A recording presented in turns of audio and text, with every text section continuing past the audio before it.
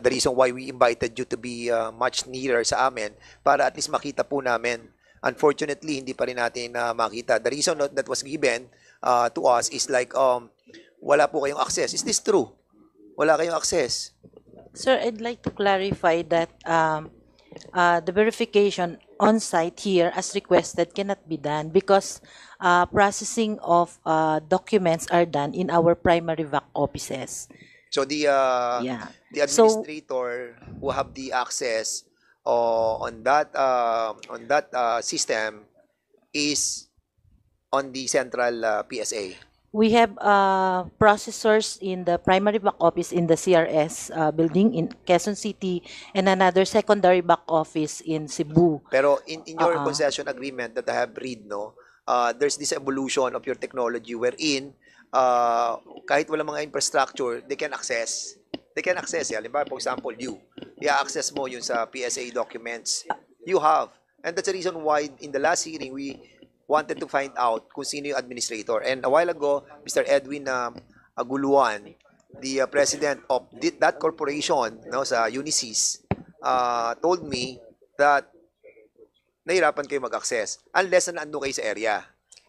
Yep, good afternoon, Your Honor. So as shared by ANS Maris Grande, for us to be able to access the system, we should be at the back office side. So hindi pa pwede yung We cannot access the database from Yes, our okay. system right now because we don't have access to it. And even So, myself, I don't have. and the only person that can access on that is the person that you have mentioned to me.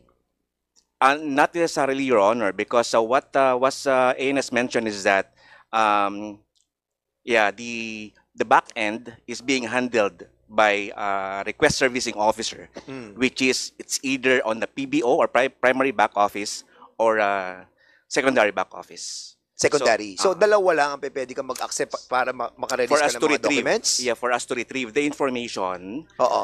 saved on the central repository of all of those records that Okay, we have, since Your Honor. that system is being owned by Unisys, your company, which is 100% owned by the Filipinos, That's but you are a subsidiary of the Unisys in United States, no? Anong percentage sila sa corporation ninyo? How many percent? for the UMSC. Yes. They do own the majority of So, the they own the majority. yes. But, yun nga, dahil nga Pilipino nakalagay dito sa corporation natin under the Security and Exchange Commission, hindi lalabas yung pangalan nila. But they own the 60% of that corporation. Am I correct? Tama. That Ayan. is oh. what I understood. And Your what are Honor. the infrastructure that are being used? So, mga ano na, yung mga, kasi kanina sinasabi nyo yung Lenovo, hindi ba siya ang ginagamit ninyo under the present infrastructure that was constructed by Unisys? That's correct, Your Honor. We did not deploy any Lenovo. Are you sure? Yes. You're under oath. We'll be tasking the COA to be present on your premises in order for us to find out yung validity Well, yep. and the veracity of the statement that you have done, you have made in this committee. And well, in fact, Your Honor, we submitted the position paper as a Okay. response to what Alright. were brought up. Why it take 24 years? Hanggang ngayon, 24 years. Ang kontrata nyo is like 26 years yan, di ba? So, una is at 2000 hanggang 2016. Na-extend, di ba? So, ngayon meron kayo another 12 years for the phase 2, di ba? Bakit ang tagal i-turnover sa mga Pilipino? We are talking about yung data system lang. We are talking about yung access, yung pagbigay ng certificate, birth, death, and the, ano yan it's all about the documentary release of all of these documents to our citizenry. So, bakit napakatagal? 24 years na ngayon. 2024 na. Nagsimula tayo ng 1999. So, bakit hindi pa itina-turn over sa PSA? Bakit meron pang isang private company like you who is handling that? Why? Your Honor, I recently joined the company January of 2020. With respect to the bidding process done for the ITP2, would like to have ANS Marisa, Maris to sige help us ma'am, out Marisa, on that. please answer. Bakit hanggang ngayon hindi pa tina-turn over sa inyo mga document, sa atin po, Mr. Chairman, kasi mga document na yan, yung mga Yes. mga detalye ng ating mga kababayan, hinahawakan pa rin ng private company, hindi Okay, ng sir. PSA. Just to Yes. provide the context, sir, Yes. of the historical Go background, tama po kayo, the ITP 1, the phase 1 was from 2000 to 2012. So the project ended in 2012. Prior to that, there's a preparation already for the next phase. But there was an unsolicited proposal submitted but disapproved. And so we had to undergo the bidding process for the phase 2. During that time, sir, I'd like to point out that the extension was due to the fact that we are still preparing the concept note, the bidding process, the requirements for the next phase. And it was also that time, 2012 to 2015, when we had into a transition for the merging of the 4 agencies of the government, the NS, BLES, and NSCB. So it was decided to push for the phase 2 under the open bidding, and this was approved by the NEDA ICC and the president to proceed to the second phase, and we undergone open bidding for this second phase of the CRSI TP2 then But under the nakita, Ma'am PPP. Marisa, no? So, yung open bidding ninyo, ang nanalo pa rin, hindi siya nanalo. Siya ang lone bidder, yung Unisys. Am I Yeah. correct? We'd like to clarify, sir, that we had the process of bidding under the amended Procurement BOT law. Yes. So initially, there were 8 prospective bidders Naiintindihan ko that na yan, ma'am. undergone Yes, the process. Ma'am, klaro po yan. Merong nagsumali. Yeah. 8. Di ba? Naging 4. Yes. Hanggang pagdating ng huli, wala na sumali. Yeah. Kumbaga, Ulysses na lang natira. Alam na natin 'yan. Yes, sir. Hindi ko po kino-question 'yan. And I agree with that with that concept because under our procurement law, 'yun naman talaga sinasabi, 'di ba? Yep. Unfortunately, Unisys talaga 'yung nakakuha, 'di ba? And basically, meron tayong mga question about yung Unisys because partly naka-partner siya sa Lenovo. Anyway, ang gusto lang namin malaman sa inyo, ma'am, are those Chinese late registers, late registration that undergo, na pumasok do sa system natin, makikita natin yung mga late registration, 'di ba, ng mga Chinese yes. na 'yan. Yes, sir. Na kino-question namin yung kanilang pagiging dalawang passport ang hinahawak. Basically, doon kami gustong pumunta. Hindi na namin ko-questionin na 5 billion ang ginastos natin dito. At hindi na natin ko-questionin na 24 years hanggang ngayon hindi pa rin hinahawakan ng mga Pilipino yan o ng government yan. Hanggang ngayon, andyan pa rin yung private. Hindi na natin kino-question yan.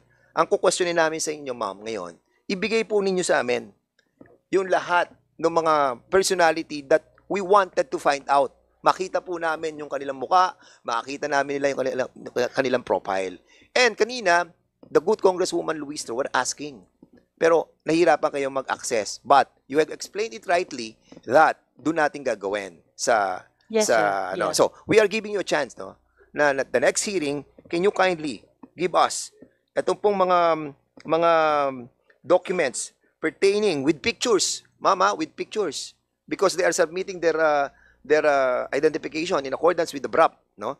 So, under Empire 999, si Mr. Michelle C. Mr. Chair, may I move also that because the status of these personalities of the incorporators of the different companies pending pa po ngayon at sila po ay in-issue natin ng show cause order, may we move to cite them in contempt because until now, Mr. Chairman, these personalities under these different companies are not being present in this committee.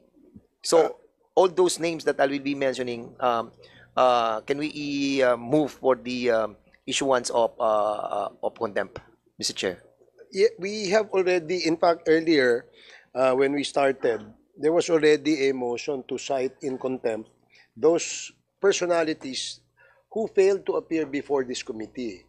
And as we all know, under our rules, there is a process before we cite them in contempt. Okay. So we just, last hearing, we already demanded and ask them to submit a show cause order dito sa atin. So ngayon that they failed again to appear before this committee, in the motion earlier moved by Congressman Acop, we will vote on the contempt order to be given to those personalities that failed to attend before Yes. this committee. Okay. May I, Mr. Chair, and at the same time, sa PSA, to give us all the documents pertaining to these people that I will be mentioning. First, under Empire 99, si Mr. Ellen Chua, Michelle SC, and Jack T. Young. Okay? Under the Yatay Industrial, si Kai Jinan, Ko Kim An, and under Yatay International as well, Jocelyn S. Ting, Jonathan D. Carlos, Tiffany Machua, and under Parmali, Lincoln Uyong. And we have the picture of Lincoln Uyong already, Mr. Chair. So, So yun na lang pong... you need from PSA photos Yes, of these yes. persons. Oo.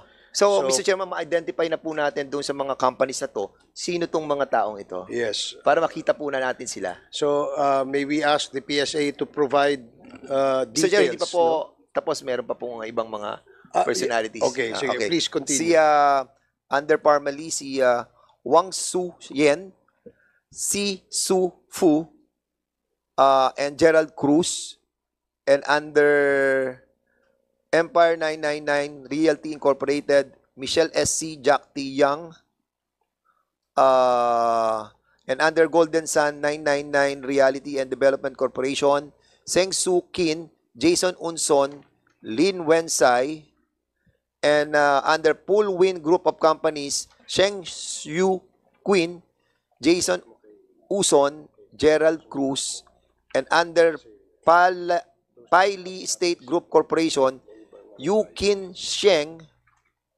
and Jason Unson as well. That's it, Mr. Chairman. Okay, thank you, Congressman Fernandez. Please, Nakuha PSA, niyo ba, please Ma'am Marisa? take note of Ang that. haba, sir. Then Sige, maybe sir, just ask Congressman Fernandez to submit the Yeah. names Yes, sir. Yes, sir. to the PSA so that you can provide us, I'm sure kung sila ay mga Pilipino, ay meron kayong record pictures, meron kayong biometrics niyan. Yeah, we'd like Yeah. to clarify on that, sir. We will submit all the Colbys as requested, certificate of live birth ng lahat po ng yan. But we would like to also inform the committee that as to the supporting documents, for the delayed registration, because it's possible na timely po yung mga documents registered, the supporting documents are with the local civil registrar. So we will be also coordinating or the committee could direct request for the supporting documents po. Pero yung sa pagkuha niyo po sa local civil registrar, well, under your jurisdiction, kasi once that they have, once that you have issued a negative omnibus certificate, and then the other four requirements that are being submitted by the LCR, sinabit na po yun sa inyo eh. Yes, sir. But And including all those IDs that being asked by your requirements under the ruling that you have. sige. Unfortunately, sir, I'd like to clarify the BRAP, the Birth Registration Assistance Project. 2023. Sandali lang po, sir. Okay, sige. That one is for the special group. Ito po yung indigenous people, Muslim, and yung mga marginalized sector. For the regular process of the delayed registration, which are, ito yung mga cases na hinahandle natin ng mga Chinese national, yung lahat po ng Colbys are forwarded with the current process right now, sir. Naka-file po yan sa amin if the LCR has forwarded it. But the supporting documents, unfortunately, are with the local civil registry offices. So we will be coordinating directly, as I've mentioned, sir, for the retrieval of our supporting All right, documents. Mr. Chair, if I may, no, that reminds me of the requirements that you are asking for that 3.5 million Filipinos, that is your target to be registered, no, under the BRAP. And the what you call this, the late registration that are being undertaken by your agency, no, ay iba yung mga requirements. Hindi siya katulad ng requirement sa BRAP. Sir, tama po. What are the requirements for late registration?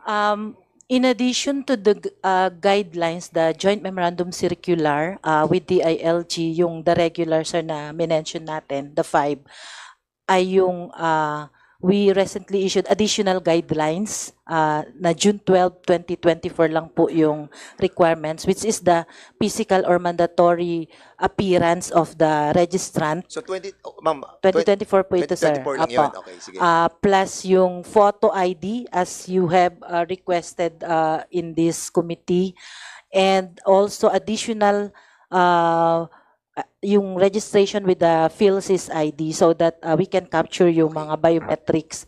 And also, sir, yung mga valid identification of the parents, kasi doon natin nakita yung gap before, yung pag nag-undergo ng delayed registration, ang nagsasubmit yung registrant, document owner only. Hindi natin na-check yung parents. Kaya Okay. yun po yung mga So, additional, sir. prior to that, yun lang 5 requirements ang kino-comply lang nila. That, sir, is pertaining to BRAP. BRAP. The regular is in addition yung any two public documents, baptismal, Pero noong 2024 earliest lang yan, record. 2024 No, lang. sir, before pa. Before that, okay. Klaro. Sige. Okay, ma'am. Thank you so much. We hope that you will be complying with all our requests. And at the same time, lastly, Mr. Chairman, Okay, make it quick. quick na lang. Sa Congressman SEC Fernandez. lang, ma'am. SEC lang to. No, but before that, no, bago natin tanungin yung ibang agencies that are present here today, siguro baka pwede na natin munang i-dispose yung presence ni Colonel Acerto unless you still have questions that you'd like to ask him. Meron po ba kayong mga tanong? So, kung wala na. Chairman, when will be the scheduled executive session? Oh yeah, okay. So we will ask si Colonel Acerto. Colonel, maraming salamat sa inyong Chair. presence ngayon. Ha? Oo. Kasi a while ago, we were discussing all those invitation to research speakers. And I was thinking about, we invited the good Senator Dick Gordon. And kanina lang, medyo naisip ko lang, Mr. Chair, that the former Senator also, Laila De Lima, was the former DOJ during the time, and also the chairman of the committee on the Commission on Human Rights. May we invite also the former Senator Laila De Lima to appear on this hearing, Mr. Chair? Okay, before we rule on that, 1-minute suspension.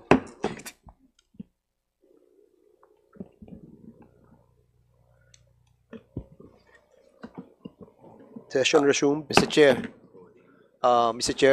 a while ago before the suspension, I moved to invite the former Senator Laila De Lima.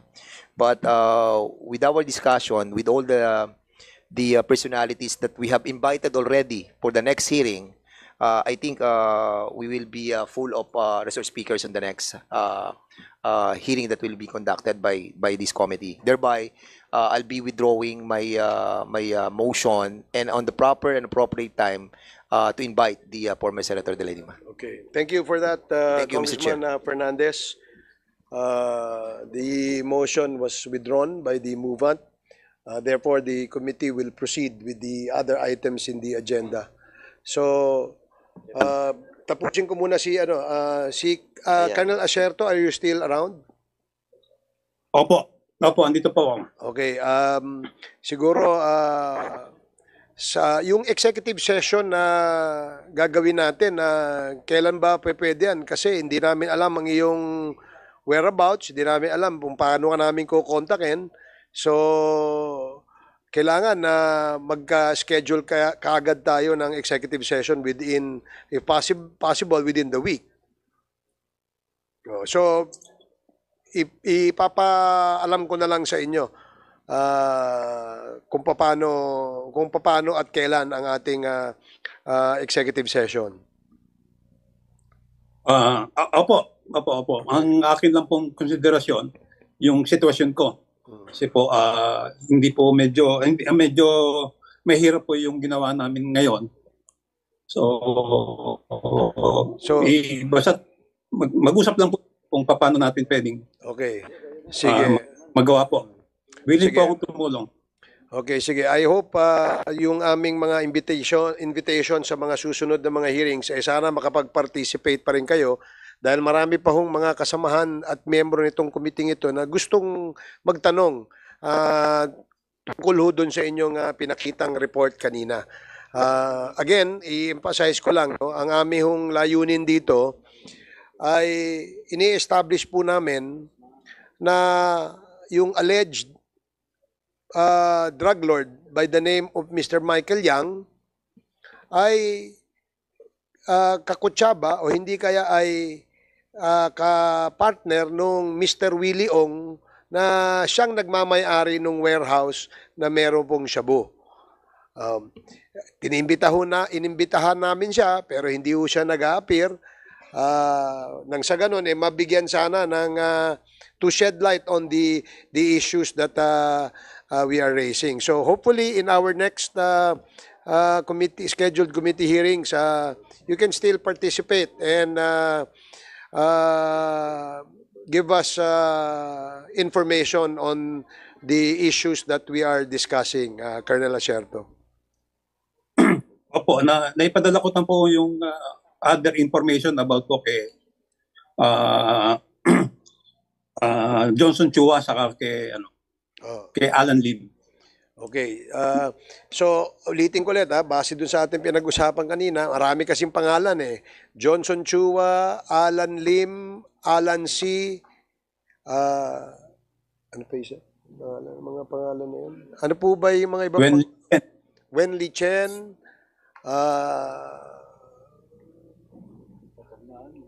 Anyway, nasa records naman natin yun.